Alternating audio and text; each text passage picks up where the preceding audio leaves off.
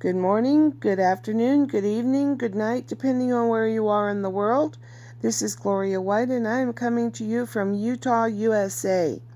This is Senator Marco Rubio from Florida, and this is the most honest, down-to-earth explanation of what is going on, what's truly going on with the country China and the U.S., and how China is absolutely blood-sucking us dry. And if we let it continue, they're going to destroy our republic. And I know a lot of my friends are Christians, and they know we are in the end times in the Bible.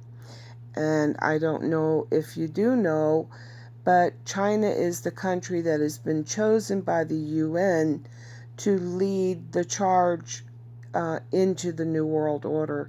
And they are doing a fantastic job of dismantling our economy. And we are so dependent on them. But this goes so much deeper than that. And this is like a roadmap to destruction. And Marco Rubio, I would have never expected this from this man, but I am so proud of him. And I encourage you to listen to his every word. Please sit down somewhere where you can pay attention, because this is really important. Thank you. I love you guys. Here we go. A lot of coverage over the last couple months and years, really, but certainly over the last few days about the topic of China, ZTE, trade. And I had a lot of questions about it, both in the hallways from the press, constituents back home, and even family and friends who inquired what all the ruckus is about. And I thought it was a good opportunity to lay out for my constituents and broadly for the American people about what's at stake here. The first thing I would encourage everyone to do is to separate the two issues, the issue of trade with China and the issue of a specific company called ZTE, which is a phone company, telecommunications company in the cell industry, based in China. They're the fourth largest cell phone company in America, up until very recently when they struggled to stay in business. We'll talk about that in a moment. But let's talk about those two things separately. They are not necessarily interrelated. On the broader topic of trade in China, the United States has an enormous imbalance in trade, as we do with other countries, but none like we do with China. A trade imbalance, by the way, in and of itself is not problematic. It really depends on what's caused it. But the trade imbalance with China is problematic because of how it's happened. China was basically a poor, underdeveloped communist dictatorship, and it decided it wanted to open up to the world and become more economically prosperous. This was many years ago. And so the deal the world made with China is, we're going to help you develop economically. You're going to open up. We're going to help you invest. We're going to help you create opportunity. We're going to let your companies invest in our economies. There are rules in the world for trade. There are things that are allowed and things that are not allowed. For example, you are not allowed to steal another company's secrets. So if another company has figured out how to make something, that's proprietary, they own it, they developed it, they spent money creating it, you are not allowed to go there and steal that from them and start making it yourself. There are rules about, you can't have rules that say your companies cannot sell in my country, but my companies from our country can do whatever we want in your country. There are rules. China has never played by those rules, and everybody knew it. Nobody disputed it. But administrations from both parties, the consensus politically in America was, go ahead, let's let China cheat. Let them keep stealing things. Because once China becomes richer and more prosperous, they'll stop doing that stuff. As soon as China's economy grows big enough, not only will they stop doing all that, but they'll become a democracy. Everyone who said that was wrong. That is not what's happened. They are less democratic, less open today than they used to be, and they are no longer just stealing little secrets to kind of even be in the same ballpark. They are stealing $600 billion a year of intellectual property. $600 billion a year is equivalent to what we spend on the U.S. military. They are stealing the equivalent of that every single year. How do they do it? Well, first of all, just straight out espionage. Time and again. I mean, they hack computers, they hack emails, they have spies embedded inside of companies. They straight out steal it through espionage. The second thing that they do to protect their industries and grow at our expense is they don't allow many of our companies to do business in China. Huge market. Their companies get to do business here, but they don't allow our companies to do business there. Some companies. They do allow other companies to do business in China, but here's the deal. If you do business in China, it has to be a joint venture with a Chinese company, 51% Chinese, 49% American company. And on top of that, there's another catch. If you want to do business in China with a Chinese company, you have to transfer your technology to them. So you want to build turbines? We'll let you build turbines in China, but you have to transfer to us the technology of how you do it. You know why they do that? Because once they figure out how to do it themselves, they don't need their American partner anymore. They kick you out, and now they're your competitor and may even put you out of business. That's happened a bunch of times. If they don't achieve it by forcing you to transfer, then they just straight out steal it from you. They also buy up small companies. You know, we have a law here that's called CFIUS process, and basically when a foreign company, especially from a country like China, is buying in a key industry, it undergoes this review to make sure that it's not a bad deal, that they could be taking secrets that are tied to national security. So they figured it out. They're just buying small American companies, a bunch of them in many cases, that are under the level that we look at, these subcontractors, and finding their way in that way. Suffice it to say that we have a very serious imbalance with China, but the imbalance is not the dollars. The imbalance is in the structure of trade between China and the United States. And that's why we don't need a short-term trade deal.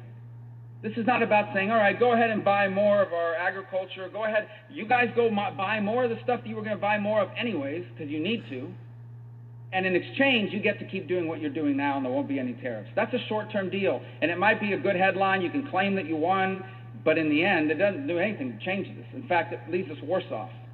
You might as well not have even gotten into this in the first place. You have actually strengthened them even more. And how they win this fight, by the way, let me tell you how they win. They go to all those American multinational corporations, many of whom are just interested in how their stock is performing from quarter to quarter, and they go to them and say, lobby your congressman, lobby your senator, lobby the White House, and convince them to drop all this. And they do it.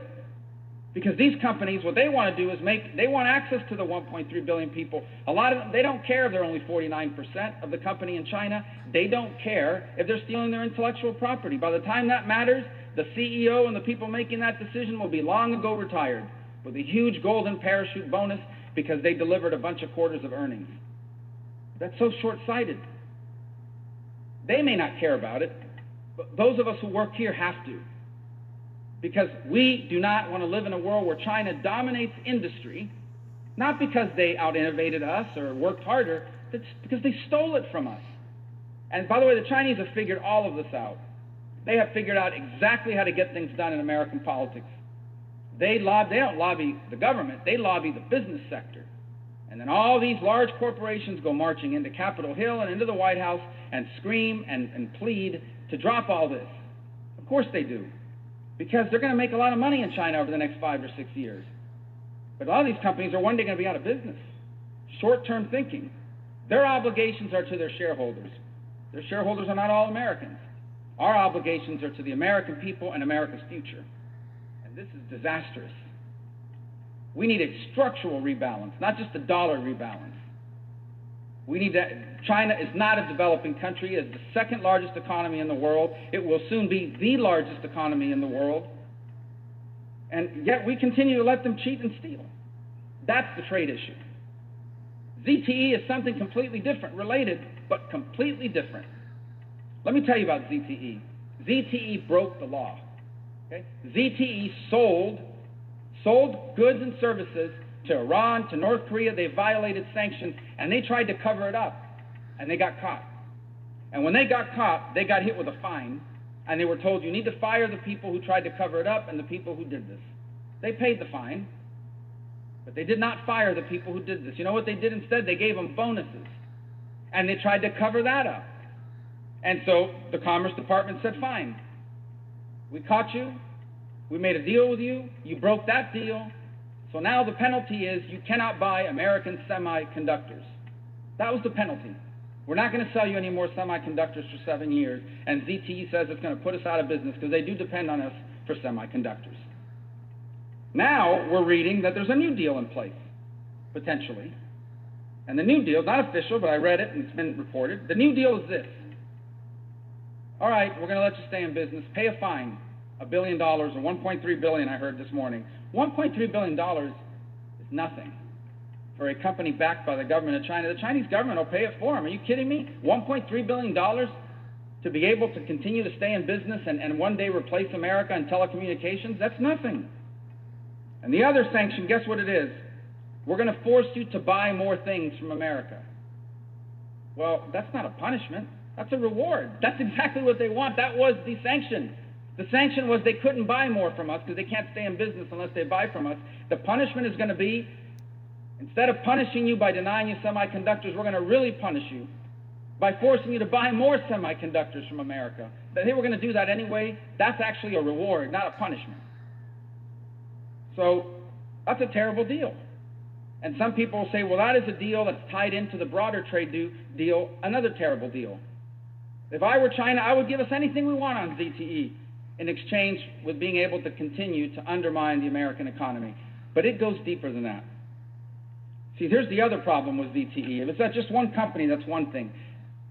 China intends to dominate the world in the key technologies of the 21st century: aerospace, biotech, quantum computing, artificial intelligence, 5G and telecommunication. They're going to dominate the world. You know why I know that? It isn't because I read some fancy article. It isn't because I'm on the Intel committee. It isn't because of a hearing. It isn't because of a meeting. You know how I know that? Because China says it. They have a plan called China 2025, Made in China 2025, and here's what the plan basically means. By the year 2025, China will be the dominant country in the world in these 10 to 12 industries, which happen to be the 10 or 12 industries that are going to determine the fate of the 21st century. Biotech, that basically means genetic medicine, the ability to cure diseases like Alzheimer's disease and others that are going to be a plague on the world in the years to come. Aerospace means technology for space. It also means aircraft and the like. They don't intend to be competitive in those fields. They intend to dominate those fields. Now, you may say, well, what's wrong with that? Countries can want to dominate fields. Well, that's fine. If you are going to become the dominant power in the world in these key technologies, you have every right to do so, but not by breaking the rules. And that's how they're doing it. How does China intend, what are they doing in order to dominate the world in 2025? To their credit, they invest a lot of money in research and in development. They also invest a lot of money in stealing whatever we've already done. So think about it. America invests taxpayer money, we innovate something, we innovate it, and after we spend all of your money innovating these things, they take it from us and steal it. It costs them nothing to start out exactly where we are after years and years of work. So think about that for a moment. That is an enormous competitive advantage. They have free research funded by the American taxpayer. They steal it. What else do? They do other things. How do they steal it, you may ask? One of the ways they steal it is through telecommunications. They are trying to embed themselves in our telecommunications system. And here's how. They know, for example, that the U.S. government or a defense contractor are not going to buy a ZTE phone, but they have a solution for that. And the solution is they sell the ZTE phone, the exact same phone with the exact same components inside of it, the things they can turn on and off to listen to us or take emails or documents or whatever they need. They sell the exact same phone to an American telecommunications provider. The American telecommunications provider puts their sticker on it, so you think you're buying not a ZTE phone, but a phone that belongs to an American company, and they sell it. It's called white labeling. You sell the same, or a router. Huawei has a router. The Department of Defense or the government, we're not going to put a Huawei router in a sensitive place. That's fine. They'll just sell it to an American company. That company will take off Huawei and put on their sticker, and you've got a router controlled by a Chinese company who is beholden to Chinese intelligence. Even if they wanted to not cooperate, they don't have a choice. And when they tell them, we want you to go into that router and we want you to get the secrets of this company or the secrets of the U.S. government, not only do they have to do it, they will do it, especially if it's in telecommunications. That's happening right now. They embed themselves in our telecommunications system that way through white labeling. The other thing they do is they use their American subcontracting unit. So again, they know that no one's going to hire them to build a military base and put the wire in it. You hire an American company. That's the prime contractor. They come in as a subcontractor to the prime contractor, and they're the ones doing the work. We think we hired an American company, but the work's being done by a subcontractor controlled by ZTE or Huawei or any of these other companies. That's another way that they do it. And I'm telling you guys, we are going to wake up one day and realize that in our own country, embedded in our telecommunications systems, in our cable, in our routers, in our internet, are a bunch of component pieces that not only leave vulnerable our Department of Defense, but our business community. To what? To stealing corporate secrets and commercial secrets that allow them to take the research America has done and use it as their starting point free of cost. This is not fantastic. This is why people here are so fired up about ZTE. This is not a game. Somebody just sent me an article a few minutes ago, I don't know which one of these publications it was, talking about me and taking on the president on ZTE. This is not a political game. Nothing to do with that. This is not about politics. Do we not understand where we are headed? You have a country that is actively saying, we are going to displace you. We are going to be the most powerful country in the world, and we are going to do that at your expense. And we're out here talking about all kinds of other crazy stuff, or political reporters cover this through the political lens. This is not a game. You know why China wins these negotiations? Because they don't play these games. They know what this is about. They have a 10-year plan, 20-year plan, 50-year plan. We can't even think 48 hours ahead. And everything here is about a political thing. It's not a game, guys. Whether you want to believe it or not, every single one of us was elected. We participated in politics. But I think most of us, if not all of us here, do not want to live in a world in 10, 15, 20 years on our watch where some other country now dominates the world at our expense. We now work for them. We now are beholden to them for everything from medicines to technologies. And we were here when it happened. And we didn't do anything about it because we were loyal to our party or because we were too busy, focused on, well, you guys, just turn on the news when we have this massive threat before us. This is the stuff historians write about, by the way. 100 years from now, if this happens, we'll all look like fools. Because if you're just watching this on an hour-by-hour basis, it's not a big story. But 100 years from now, when someone writes the history of the 21st century, and we let this happen, they're going to write about us. And they're going to say that we were fiddling while Rome was burning, that we were allowing the Chinese to take over the world at our expense and displace us, because we were too busy doing all kinds of other things. This also, by the way, is not just about business. You turn on some of the networks that cover the stock market, and they cover this like a casino. Oh, the trade thing is doing better today, so the stocks are up, or the stocks are down. This is not just, forget about that for a moment. You can make all the profits you want over the next 3 to 6 months. I promise you, and then if this continues, in 10 or 15 years, you won't be watching the U.S. stock market, you'll be watching the Chinese markets. And they will be determining whether our companies survive. It'll be us. It'll be us on the outside looking in.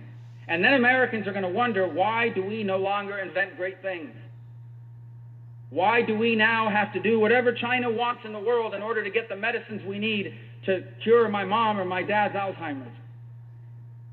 And the answer will be because when they were displacing us, your policymakers were too busy arguing with each other and playing dumb, ridiculous games on a regular basis. Meanwhile, China was focused like a laser with a plan, and they executed on it. This is not a game. I can think of no more significant issue from the perspective of history than what is happening now. And do not misunderstand me. I do not come here to say that I want to be unnecessarily aggressive with China or that I want there to be a confrontation. China is going to be a rich and a powerful country. And we have no problem with that. We can't have any problem with that. But there has to be a balance.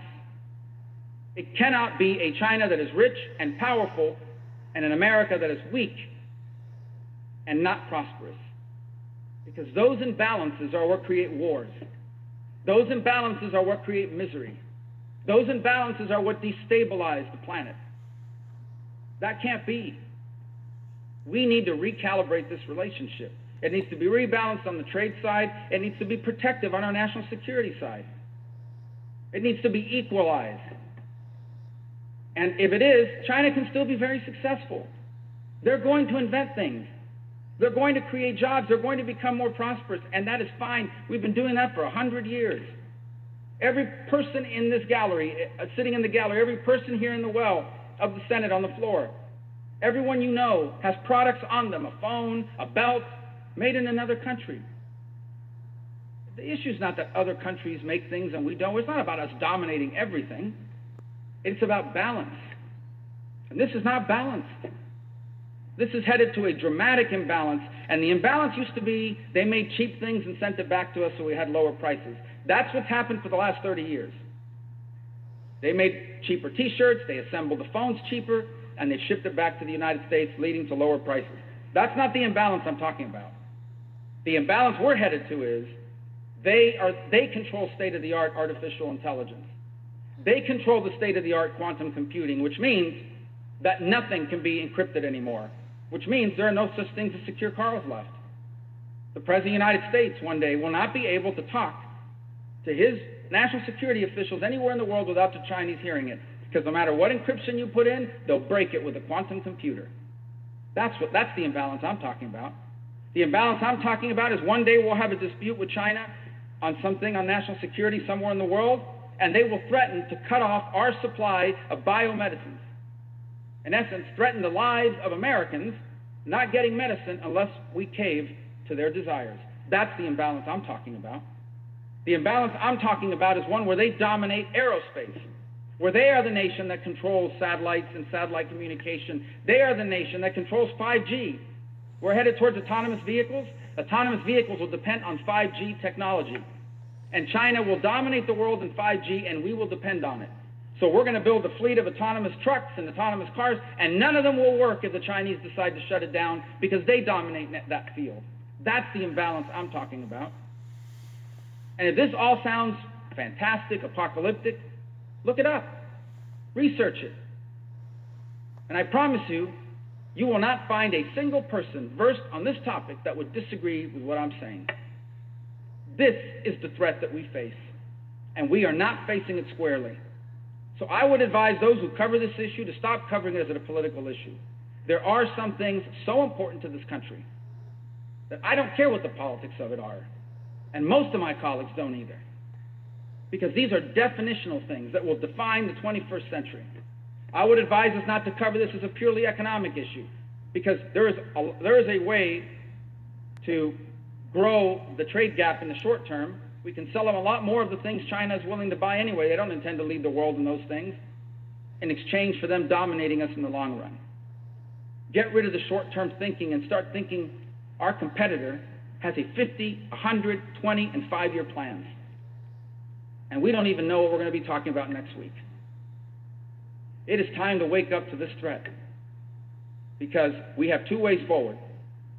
There can be a balanced relationship between two great powers, leading to a world that is stable and secure and prosperity, or we can have an imbalanced world in which a rising power in China does so at the direct expense of a falling status quo power in the United States, and that instability will lead to conflict and a way of life for Americans that we will find unacceptable. And then it will be too late. And then we will have to explain, maybe to our children, and most certainly to our grandchildren, why the America we grew up in led the world and all the great innovations and all the great ideas and provided prosperity to millions of people here and around the world, and the America they get to grow up in is a second-tier power, while China dominates everything that matters. And if you think that that's just the way, that's not a big deal, one of the reasons why democracy has spread across the planet is because the world's most powerful country was a democracy. The world's most powerful country is a dictatorship, a country that has no respect for privacy, a country that has no respect for free speech, a country that has no respect for religious liberty of its own people, a country that has no regard for human rights anywhere in the world. If that's the most dominant nation on earth, what do you think the world's going to look like in 20 or 30 years? It's not going to be a better place. Democracy is morally superior to autocratic regimes. We should not be afraid to say that. And if for no other reason, if you want to put aside economics for a moment and confront it from that angle, we cannot allow an autocratic dictatorship to dominate the global economy and global technology by stealing from us at the expense of the democratic order in the world. Democracies are morally superior to dictatorships. And if we allow China to cheat and steal their way into dominance, there will be more dictatorships and less democracies on this planet. And we will all pay a price for that. So I urge everyone to take this issue seriously. And I urge the President to listen carefully to those in his own administration who understand this threat holistically for what it is. And I urge them to move in a direction that recalibrates the structure of our relationship with China economically, and that does not allow not just ZTE, but numerous other telecom companies from continuing to grow and spy at our expense. That is what I encourage them to do. That is the right thing to do for the future of this country, not some short-term deal that makes us feel good and potentially gets you a positive headline in the short term, but which historians will condemn as the beginning of the end of America's place in the world as its most influential nation. We're going to have one panel testifying today. The panel will feature Shanti Kalafil, who's the Director of International Forum for Democratic Studies at the National Endowment for Democracy, Dr. Glenn Tiffert, an expert in modern Chinese legal history and a visiting fellow at Stanford University's Hoover Institution, Dr. Sophie Richardson, Director of China Research at Human Rights Watch. And I thank all of you for being here. Before we move to the topic at hand, I want to take a moment to recognize Ms. Deidre Jackson on the Commission staff. After 38 years of government work, including nearly 16 years at the Commission, this is her final hearing before retiring, hopefully to Florida. It'll be at the end of this year.